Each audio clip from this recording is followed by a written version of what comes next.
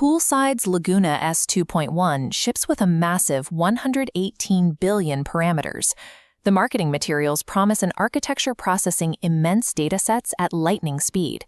The official benchmarks place it right alongside heavyweights like Llama 3.1.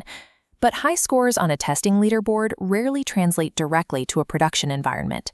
We need to see how it handles a real code base. This terminal overlay sets the stage for our audit today. We are going to stress test this model's actual engineering competence, pushing past the hype to see exactly what it writes when left to its own devices.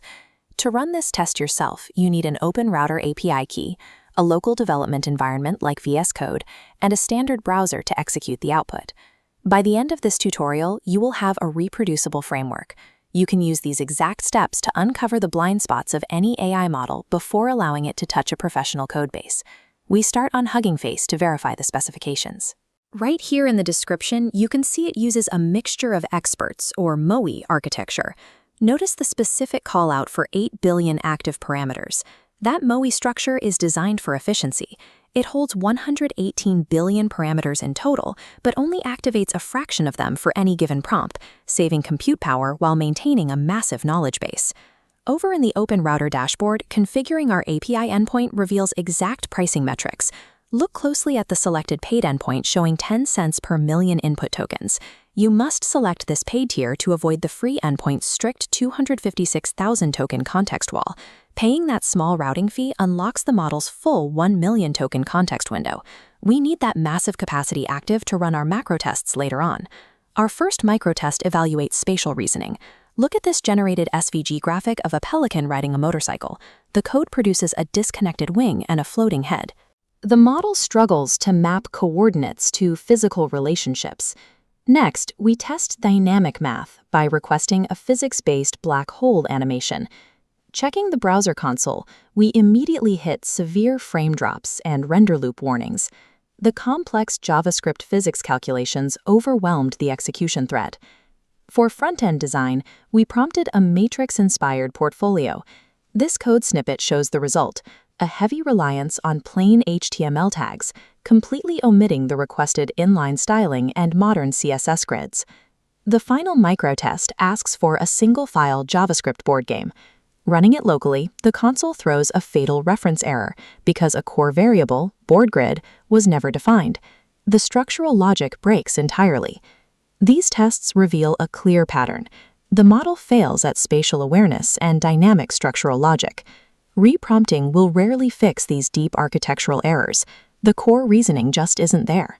We escalate to a macro test by pasting a multi-layered prompt for a social media scheduler.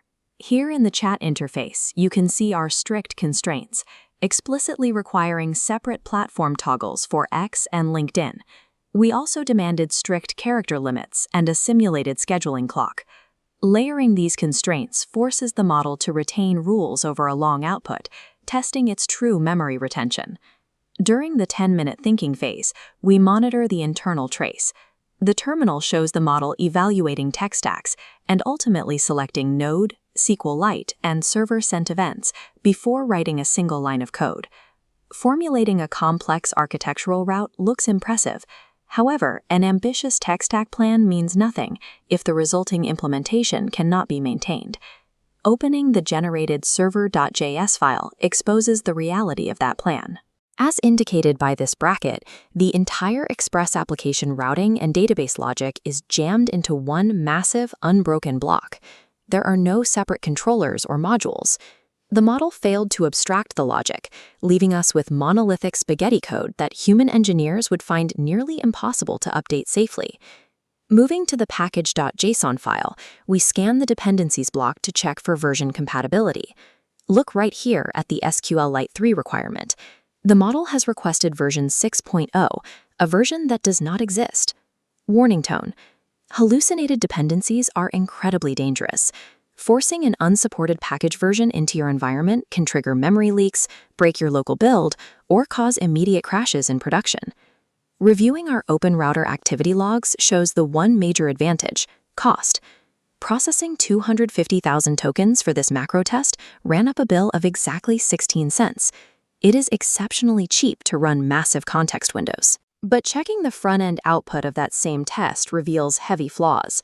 The scheduler app's thread UI is misaligned and broken, proving that a functional back-end script frequently pairs with a completely unusable interface. This comparison table documents the disconnect. The initial 118 billion parameter claims and thought mode planning sound great on paper, but they resulted in a monolithic architecture full of hallucinated dependencies. Our final verdict, Laguna S 2.1 is lightning fast and highly affordable for massive contexts. But until it stops writing monolithic spaghetti code, its benchmark scores remain fiction. Artificial intelligence can process massive amounts of text, but raw engineering still requires human competence. You have to verify every single line of code.